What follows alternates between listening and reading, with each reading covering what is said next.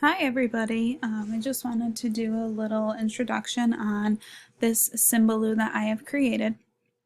Symbaloo is a great tool to use to bookmark multiple websites and multiple sources so you can have them all in one place.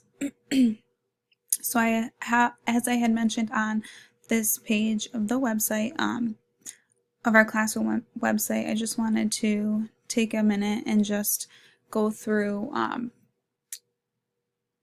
citing sources and doing proper research and how to avoid plagiarism, even at the elementary level.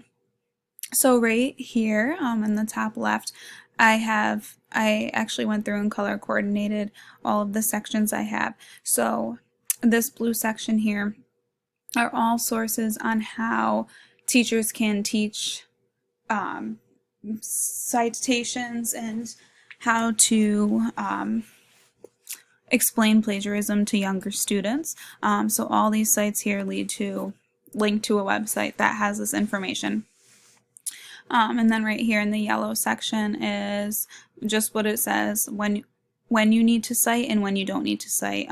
Sometimes there's confusion between if you have to cite something, and then these both give you lists of what you need to cite and what you don't need to cite.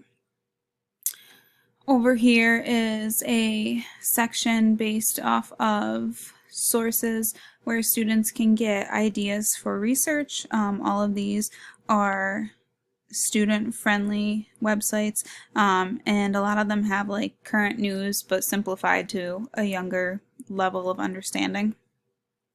And then down here are just all kid-friendly search engines. I did include Google in there because that's the most typical one that everybody uses, but all of these are geared towards younger students. And then down here, these two red ones are two sites on plagiarism. This one here, the 6 consequences of plagiarism, focuses on the consequences that can occur more so like based off of the grade level and like I would say more for high school and college students and professionals when they end up plagiarizing, what can happen. And then this is more of like a simplified version of how to explain to younger students what plagiarism is.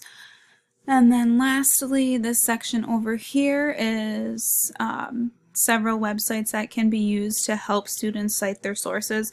A lot of times we expect them to cite these sources, but they don't know how to do it. All of these websites either give you step-by-step instructions on how to cite, examples of citations, and then also some of these will create the citation for you. If you put the information in, it'll generate the citation. And yeah, that's my Symbaloo on creating citations and how to teach it and enforce it at a younger grade level.